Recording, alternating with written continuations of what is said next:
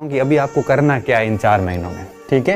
ये इस बात को पॉइंट को नोट कर लेना, बहुत ही महत्वपूर्ण पॉइंट है ये। अभी आपको क्या करना है इन 4 महीनों में।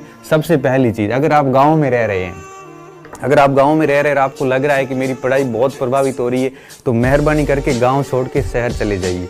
पैसे नहीं है उधार ले लीजिए, 4 महीने में कोई फर्क नहीं पड़ेगा।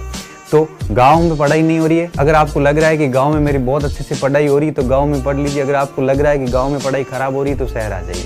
अगर शहर में पढ़ाई खराब हो रही है तो लाइब्रेरी ज्वाइन कर लीजिए, 10-12 घंटे लाइब्रेरी में पढ़ाई कर लीजिए। अगर लाइब्रेरी में भी पढ़ाई नहीं हो रही, शहर में डिस्टर्ब हो रहा है, तो आप शहर छोड़ के दूसरा शहर चले जाइए। देखो 4 महीने की बात है, कोई गरीब नहीं होगा 4 महीने में, कोई फर्क नहीं पड़ता। 4 महीने के अंदर आप 15,000 के हिसाब से खर्च करोगे ना, तो भी 60-70 हज़ार का खर्चा आप किधर से भी एडजस्ट कोई भी व्यक्ति कर सकता है। तो जल्दी से जल्दी अपना स्थान जो है वो निश्चित कर लो। तो सबसे पहला काम क्या करो, ये काम है ना, आप 2-3 दिन के अंदर ही कर लो। स्थान निर्धारित कर लो, स्थान निर्धारित बहुत ज़रूरी है। शहर में पढ़ाई नहीं हो रही है तो आप लाइब्रेरी में जाइए, लाइब्रेरी में नहीं हो रही है तो शहर छोड़िए, गांव में नहीं हो रही तो शहर में आइए। ऐसी जगह जाइए जहां पे आपकी पढ़ाई में कोई बाधा ना हो, क्योंकि आप अपने गांव में रहोगे तो डेफिनेटली दिन में 3-4 घंटे घर के काम होंगे।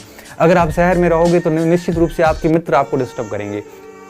तो कहने का मतलब है कि आप ऐसी जगह चले जाओ जहां आपका कोई विघ्न नहीं हो, सिर्फ और सिर्फ पढ़ाई के अलावा कोई विघ्न नहीं हो। ऐसा काम कीजिए। अगर आप हाउस वाइफ है, डेफिनेटली हाउस वाइफ है तो स्थान निर्धारित करना मुश्किल होता है उनके लिए, तो उनके लिए तो मैं इतना ही कहूँगा कि स्थान निर्धारित करने की कोशिश कीजिए, फैमिली का सपोर्ट लीजिए, उनसे बात कीजिए। अगर फिर भी नहीं बैठ रहा है तो कम से कम सुबह मॉर्निंग में 3 बजे उठ के 2-3 घंटे मॉर्निंग में निकालिए। आपको टाइम निकालना पड़ेगा, टाइम मिलेगा नहीं, टाइम निकालना ही पड़ेगा, टाइम मिलेगा नहीं आपको। मैं और बता देता हूँ। तो ये स्थान निर्धारित कर लीजिए। स्थान निर्धारित कर लिया कि भाई अब इस जगह रह के आपको पढ़ना है, उसके बाद आपको अपने आप को आइसोलेशन में डाल दो।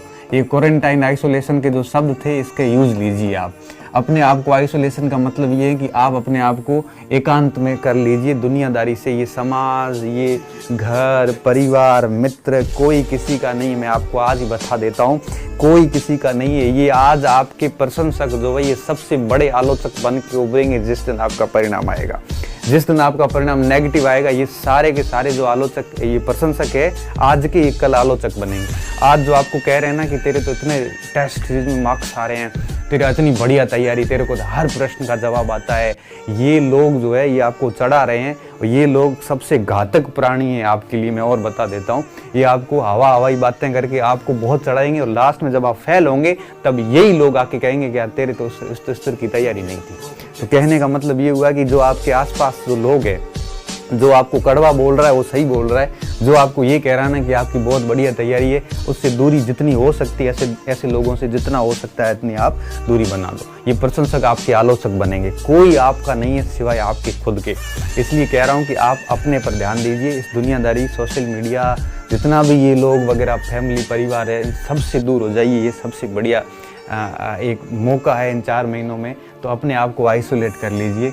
कोई आपका नहीं है सिवाय आपके। इस बात को रट लेना कि सिवाय आपके कोई आपका नहीं है। जो आज आपके प्रशंसक है, जो आपको आज चढ़ा रहे हैं, यही लोग आपको कल गिराने में सबसे ऊपर आएंगे। सबसे पहला फोन इन्हीं का आएगा, सिलेक्शन हुआ कि नहीं हुआ, जबकि उसको पता है आपका सिलेक्शन नहीं हुआ है। ये सबसे ज़्यादा कटाक्ष करेंगे आपके घर पे, सबसे पहले बात यही पहुंचाएंगे।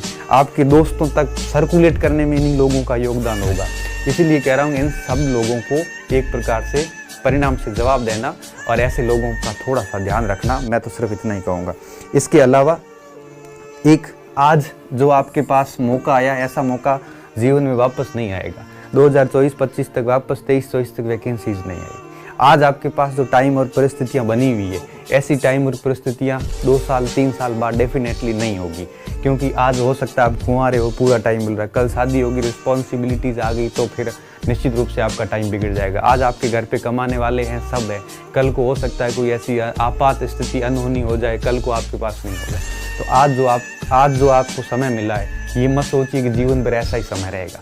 डेफिनेटली टाइम चेंज होता है और टाइम ऐसा चेंज आता है कि आप कभी कल्पना भी नहीं कर सकते। इसलिए ध्यान रखना, आज के इस टाइम को भुनाना और बढ़िया तरीके से जो आप लोगों से उम्मीदें की, आपके घर वालों ने, आपने खुद से अपने से जो उम्मीदें की है, उन उम्मीदों को पूरा करने का जो है वो टाइम आ चुका है। तो स्थान तय कर लो, अपने आप को दुनिया से कट कर लो, एकांत में कर लो। तीसरी चीज़ जो आपको सबसे बढ़िया चीज़ है वो है आप अपनी सामग्री निर्धारित कर लो। आप अपनी सामग्री निर्धारित कर लो कि आपको टीचिंग मटेरियल अब क्या क्या पढ़ना है, ये तय कर लो। तो अपनी सामग्री निर्धारित कर लो।